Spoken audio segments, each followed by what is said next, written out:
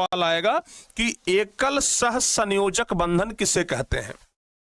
परीक्षा में सवाल आएगा एकल सह संयोजक बंधन किसे कहते हैं। तो याद रखिएगा, एकल सह संयोजक बंधन, जब दो परमाणु एक एक इलेक्ट्रॉन का साझेदारी करते हैं तो उसे एकल सह संयोजक बंधन कहते हैं। जब दो परमाणु एक एक इलेक्ट्रॉन का साझेदारी करे तो उसको कहते हैं एकल सह संयोजक बंधन।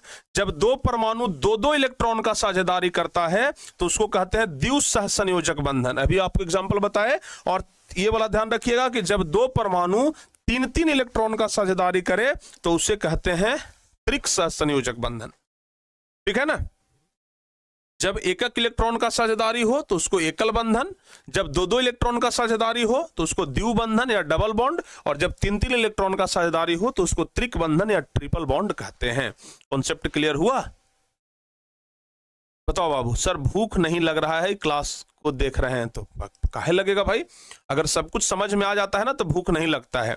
अच्छा, आपके मन में आ रहा है ये सवाल कि सर जी एक एक इलेक्ट्रॉन का साझेदारी हुआ, दो दो इलेक्ट्रॉन का भी साझेदारी हुआ, तीन तीन इलेक्ट्रॉन का भी साझेदारी हुआ, सर जी चार इलेक्ट्रॉन का साझेदारी हो सकता है कि ना है? चार इलेक्ट्रॉन का साझेदारी हो सकता है कि ना? तो हम कहेंगे कि ना। ठीक है ना। कभी भी लेन देन होता है ना, इलेक्ट्रॉन के बीच में साझेदारी होता है तो तीन ही तक होता है, चार का नहीं होता है। ठीक है ना। चार का कभी भी बाबू लेन देन नहीं होता है, ये बात ध्यान रखिएगा। ठीक है ना। ये अपना तीन इलेक्ट्रॉन इसको दिया, ये अपना तीन इलेक्ट्रॉन इसको दिया, साझेदारी हो गया। ये अपना दो इलेक्ट्रॉन इसको दिया, ये अपना दो इलेक्ट्रॉन इसको दिया, साझेदारी हो गया। ये अपना एक इसको दिया, ये अपना एक इसको दिया, साझेदारी हो गया। लेकिन चार न किसी को कोई दे सकता है और न चार किसी से कोई ले सकता है। यह बात ध्यान रखिएगा। ठीक है ना। चार इलेक्ट्रॉन न तो कोई दे सकता है और चार इलेक्ट्रॉन न तो कोई ले सकता है। ठीक है ना, ध्यान रखिएगा। और इसलिए कार्बन जो है ना वह सह संयोजी अबंध बनाता है। कार्बन जो है वो सह संयोजक अबंध इसलिए बनाता है कहे कि कार्बन के 72 कक्षा में तो चार इलेक्ट्रॉन हो जाता है, तो चार न किसी को दे सकता है न चार वो किसी से ले सकता है। ठीक है ना, क्योंकि वो नियम में नहीं है। ठीक है ना बाबू। तो इसलिए कार्बन जो है वो चार हाइड्रोजन के साथ क्या करता है? समझौता करता है। ठीक है ना। जैसे हम कार्बन की बात करते हैं, हम कार्बन के बारे में बात करते हैं कि कार्बन आखिर कार्बन जो है वो कहे नहीं, ये कार्बन सह संयोजी अबंध क्यों बनाता है? कार्बन के बारे में हम बात कर रहे हैं कि सह संयोजी अबंध, कार्बन सह संयोजी अबंध क्यों बनाता है? क्यों बनाता है? कार्बन जो है वो सह संयोजी अबंध क्यों बनाता है? तो लिखेंगे, जैसे ये कार्बन हो गया तो कार्बन के 72 कक्षा में 4 गो इलेक्ट्रॉन होता है, परमाणु संख्या 6 है, तो पहली कक्षा में 2, दूसरी कक्षा में 4 इलेक्ट्रॉन। ये अपना चारों इलेक्ट्रॉन न किसी को दे सकता है और न कार्बन किसी से 4 इलेक्ट्रॉन ले सकता है, काहे कि नियम में नहीं है। 4 इलेक्ट्रॉन देने वाला लेने वाला नियम खत्म है, नियम में नहीं है। तो इसलिए इसको 4 गो हाइड्रोजन से क्या करना पड़ता है? पार्टनरशिप करना पड़ता है। इसलिए 4 गो हाइड्रोजन से क्या करता है? पार्टनरशिप करता है। और इसलिए कार्बन हमेशा सह संयोजक बंधन बनाता है, क्योंकि ये अपना 4 गो न किसी को दे सकता है और न 4 किसी से ले सकता है। तो इसके पास एक गो ऑप्शन है कि भाई 4 गो हाइड्रोजन से ही क्या करे? पार्टनरशिप करे। समझ में आया कि नहीं आया बाबू? बताओ जल्दी से। समझ में आ गया हो तो एक बार जल्दी से बताइए कि हाँ सर जी समझ में आ गया। ठीक है ना। परीक्षा में एक सवाल आता है कि कार्बन सह संयोजी अबंध क्यों बनाता है। ये वाला सवाल देख लीजिए। परीक्षा में एक सवाल आता है कि कार्बन सह संयोजी अबंध ही क्यों बनाता है? कार्बन सह संयोजी अबंध ही क्यों बनाता है? तो याद रखिएगा, कार्बन का परमाणु संख्या 6 होता है। कार्बन का परमाणु संख्या जो है वो 6 होता है। जब इसका इलेक्ट्रॉनिक विन्यास लिखा जाता है तो इसके 72 कक्षा में 4 इलेक्ट्रॉन होते हैं। समझिएगा, कार्बन का परमाणु संख्या 6 है, इलेक्ट्रॉनिक विन्यास इसका लिखते हैं तो पहली कक्षा में 2, 72 कक्षा में 4 इलेक्ट्रॉन हो गया ही। ठीक है ना। जिसके कारण यह ना तो किसी को इलेक्ट्रॉन दे सकता है और ना ही किसी से इलेक्ट्रॉन ले सकता है। यानी कि जो कार्बन है यह ना तो किसी को इलेक्ट्रॉन दे सकता है और ना किसी से इलेक्ट्रॉन ले सकता है। यह सिर्फ और सिर्फ साझेदारी करता है, जिसके कारण कार्बन जो है वो सह संयोजी अबंध का निर्माण करता है। ठीक है ना। इसी के कारण जो है वो कार्बन सह संयोजी आबंध का निर्माण करता है। क्लियर हुआ? बताओ जल्दी से। ठीक है बाबू, समझ में आ गया आप लोगों को? जल्दी से बताइए। हाँ, कार्बन क्यों सह संयोजी आबंध बनाता है? परीक्षा में ये 2 नंबर का सवाल आता है। कितना नंबर का? 2 नंबर का सवाल आता है कि कार्बन सह संयोजी आबंध ही क्यों बनाता है। तो एकदम एक लाइन में जवाब देना है कि कार्बन जो है ना, समझिएगा जरा ध्यान से, कार्बन जो है वो, कार्बन के महत्तम कक्षा में 4 इलेक्ट्रॉन है, तो कार्बन ना तो किसी से इलेक्ट्रॉन ले सकता है और ना किसी को इलेक्ट्रॉन दे सकता है। इसलिए कार्बन हमेशा सह संयोजी आबंध बनाता है। समझ में आया? एकदम ध्यान रखिएगा बाबू, हमेशा सह संयोजी आबंध बनाता है, मतलब साझेदारी करता है, पार्टनरशिप करता है। कभी भी कार्बन जो है वो इलेक्ट्रॉन का लेन देन नहीं करता है। ठीक है ना, ध्यान रखिएगा। तो यहां तक आप लोगों को सह संयोजी, ये मतलब रासायनिक बंधन पूरा समझ में आ गया होगा। बताओ बाबू, रासायनिक बंधन पूरा समझ में आ गया? रासायनिक बंधन आप लोगों को पूरा समझ में आ गया? चलिए अब बात करते हैं हम लोग कार्बन के अपरूप का। समझना बाबू जरा ध्यान से। अब हम लोगों का अगला टॉपिक है कार्बन के अपरूप। कार्बन के अपरूप, कार्बन के अपर रूप बोलते हैं उसको, अपर रूप। ठीक है ना, कार्बन के अपर रूप। बाबू कार्बन का जो मुख्य जो कार्बन का जो रूप है, ध्यान से सुनिएगा, कार्बन का जो रूप है ना वो मुख्य रूप से हीरा हो गया, ग्रेफाइट। जैसे देखिए कार्बन के अपरूप के अगर हम बारे में बात करें तो हीरा क्या है पता है? हीरा क्या है? कार्बन ही है। जो कोयला आप लोग देखते हैं, कोयला क्या है? कार्बन ही तो है, हैं? कोयला भी क्या है? एक तरीके का कार्बन का ही अपरूप है। ग्रेफाइट, जो पेंसिल से आप लोग लिखते हैं, तो ग्रेफाइट क्या है? ग्रेफाइट क्या है? ग्रेफाइट क्या है? कार्बन का ही तो अपरूप है, हैं? जो काजल आप लोग लगाते हैं, तो काजल भी क्या है? एक तरीके से कार्बन का ही अपरूप है।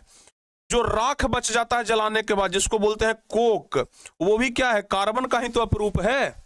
बताओ बाबू। इसके अलावा हीरा, कोयला, ग्रेफाइट के अलावा एक और कार्बन का रूप होता है जिसको कहते हैं फुलेरिन, जिसके बारे में अभी हम आप लोगों को आगे बताएंगे। फुलेरिन, ध्यान रखिएगा। ठीक है ना। तो प्यारे बच्चों, अब हम लोगों को कार्बन के अपरूप के बारे में पढ़ना है। थोड़ा सा पढ़ लेते हैं, ठीक है ना, कार्बन के अपरूप के बारे में। जब कोई तत्व प्रकृति में अलग अलग भौतिक गुणों के साथ विभिन्न रूपों में पाया जाए तो उसको अपरूपता कहते हैं। जैसे यहां पर कह रहे हैं ना, अपर रूप क्या है? तो अपर रूप कहने का मतलब होता है कि भाई कार्बन ही है लेकिन उसका अलग अलग रूप है। जैसे मान लिया जाए कि हम हैं और हमारा अलग अलग रूप बाजार में घूमते रहे, ठीक है ना, हमारा हम शकल लेकर के अलग अलग लोग बाजार में घूमते रहे, तो उसको कहते हैं कार्बन का, ये हम कहेंगे ना हमारा अपर रूप है। मतलब पूरा भौतिक गुण हमरे वाला है कि नहीं है? जब कोई तत्व प्रकृति में अलग अलग भौतिक गुणों के साथ है तो उसको कहते हैं अपर रूप। जैसे कार्बन का ही ये सब रूप है बाबू। हीरा भी एक प्रकार का कार्बन ही है, कोयला भी एक प्रकार का कार्बन ही है, ग्रेफाइट भी एक प्रकार का कार्बन ही है, काजल, कोक, फुलेरिन, ये सब कार्बन ही है। लेकिन हम लोगों को जो पढ़ना है वो हीरा के बारे में पढ़ना है, ग्रेफाइट के बारे में भी पढ़ेंगे और फुलेरिन के बारे में पढ़ेंगे। परीक्षा में यही तीनों में से कोई सवाल आता है, ठीक है ना। परीक्षा में सवाल यही तीनों जगह से बनता है कि भाई हीरा के बारे में बताइए, ग्रेफाइट के बारे में बताइए और फुलेरिन के बारे में बताइए। तो हम यही तीनों के बारे में बहुत अच्छे तरीके से पढ़ेंगे, ठीक है। मजा आ रहा है ना बाबू? बताओ जल्दी से, थक तो नहीं रहे हो आप लोग? एक बार जल्दी से पहले बता दीजिए, एक बार जल्दी से बताइए, क्या थक तो नहीं रहे हैं आप लोग? 2 घंटा हो गया है, पता चला कि 2 घंटा हो गया है? बताइए, एकदम चुटकियों में उड़ा रहे हैं हम लोग। 2 घंटा हो गया, पता भी चलने दिया आपको कि 2 घंटा हो गया? तब तो कह रहे हैं ना कि एकदम आसानी से समझ में आएगा, एकदम ध्यान से बस देखते रहिए। चलिए, तो कार्बन के बारे में हम लोग पहले, हम लोग हीरा, अच्छा हीरा के बारे में ये आप लोग अपर रूपता तो समझ गए ना। किसी भी तत्व, जब कोई भी तत्व प्रकृति में अलग अलग भौतिक गुणों के साथ अलग अलग रूपों में पाया जाए, ठीक है ना, अलग अलग भौतिक गुणों के साथ अलग अलग रूपों में पाया जाए, उसको अपर रूपता का लिखेंगे। अलग अलग भौतिक गुणों के साथ, अलग अलग भौतिक गुणों के साथ, अलग अलग भौतिक गुणों के साथ अलग अलग रूप में पाया जाए, अलग अलग रूप में पाया जाए, अलग अलग रूप में पाया जाए, तो उसे अपर रूपता कहते हैं। अपर रूपता, अपर रूपता कहते हैं। तो कार्बन का ही ये सब क्या है, अलग अलग रूप है। कार्बन का ही ये सब अलग अलग रूप है, हीरा, ग्रेफाइट, कोयला, फुलेरिन, ये सब। तो इसलिए हम लोग इसको कार्बन का अपर रूपता कहते हैं। ठीक है ना। तो बउआ हम सबसे पहले बात करेंगे हीरा के बारे में। हीरा, आप लोग हीरा को हाथ में लेकर के देखे हैं? बताओ बाबू, हीरा को आप लोग कभी हाथ में लिए हैं? हीरा का आभूषण पहनना तो सबका शौक होता है भाई, हमारे पास भी। जैसे देखिए, जो आदमी सस्ता सामान खरीदता है, बेचारा के पास कम पैसा रहता है तो चांदी का पहनता है, ठीक है ना। जिसके पास और ज्यादा पैसा है तो सोना का पहनता है, जिसके पास और ज्यादा पैसा है तो हीरा का पहनता है, ठीक है ना, क्योंकि हीरा थोड़ा महंगा होता है। और हीरा जो है वो सबसे कठोर धातु भी है। आपको पढ़ाए थे, आप देखो कहावत सुने होंगे कि हीरा ही हीरा को काटता है। हीरा इतना कठोर होता है कि लोहा उहा से कटवे नहीं करेगा, ठीक है ना। हीरा इतना कठोर होता है ना कि लोहा उहा से कटवे नहीं करेगा, जब कटेगा तो हीरा से ही कटेगा।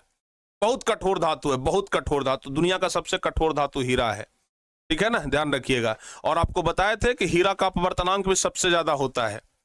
हीरा का अपवर्तनांक कितना होता है, याद है? सर उतना हम अमीर नहीं है अभी तक। कोई बात ना, अभी अमीर नहीं है, भविष्य कोई जानता है, अमीर हो जाइएगा। अमीर हो जाइएगा जहिया हीरा का पहनिएगा, ठीक है ना।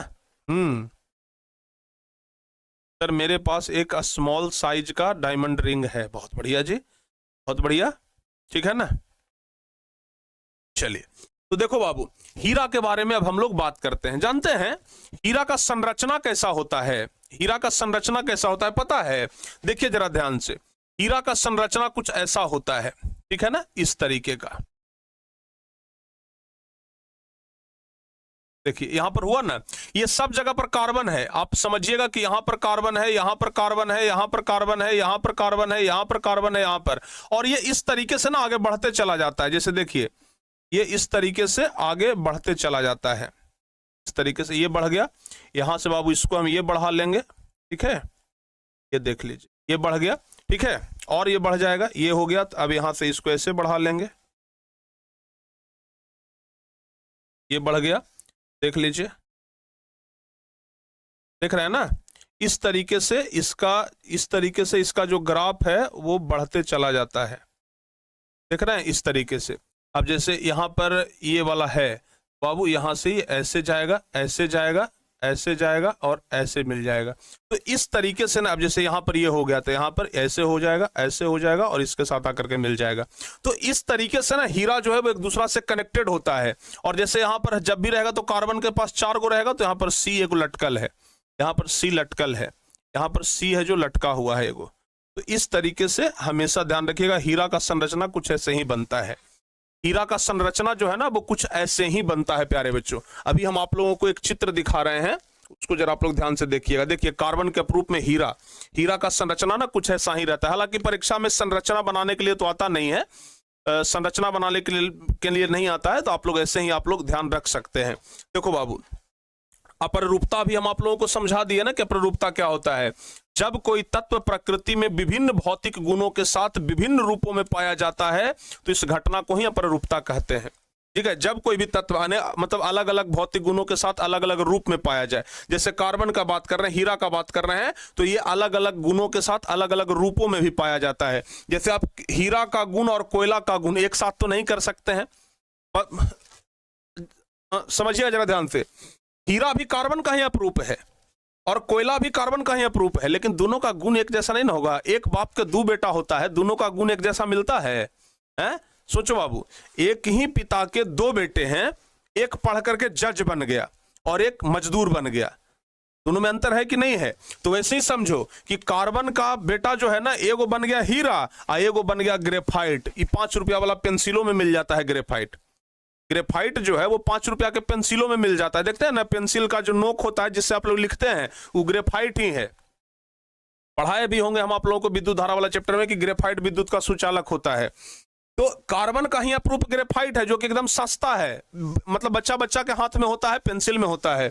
लेकिन कार्बन का ही अपरूप हीरा है जो कितना महंगा है, जिसको लेने के लिए लोगों का सपना होता है कि हमारे पास हीरा थोड़ा सा रहता। हाँ बताओ बाबू, होता है कि नहीं होता है? तो यही है, अलग अलग रूप है, अलग अलग गुण है, इसी को हम लोग अपर रूपता कहते हैं। तो कार्बन के बहुत सारे अपर रूप हैं। कार्बन का ही अपर रूप हीरा है, कोयला है, ग्रेफाइट है, फुलेरिन है। ये सब के बारे में ना अभी हम आप लोगों को बताते हैं। तो बाबू देखना जरा ध्यान से, ये आप लोग ध्यान से देख लीजिएगा। तो हीरा, हीरा के बारे में याद रखिएगा, यह प्रकृति का सबसे कठोर पदार्थ है। अगर कोई पूछे कि दुनिया में सबसे कठोर क्या है, तो बताइएगा हीरा। दुनिया का सबसे कठोर हीरा है बाबू, ध्यान रखिएगा, ठीक है ना। और यह कार्बन का सबसे शुद्ध रूप भी है। कार्बन का सबसे शुद्ध रूप है। कहते हैं ना कि हीरा बनने के लिए, जैसे कोई लड़का अगर बहुत बढ़िया परफॉर्मेंस करता है तो कहते हैं ना कि तू लड़का नहीं हीरा है, हीरा कहते हैं ना। तो हीरा बनने के लिए ताप और दाब दोनों सहना पड़ता है। जानते हैं हीरा का निर्माण कैसे होता है? हैं?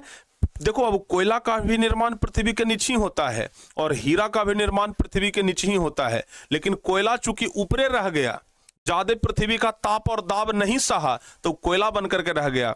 और हीरा एकदम पृथ्वी के नीचे गहराई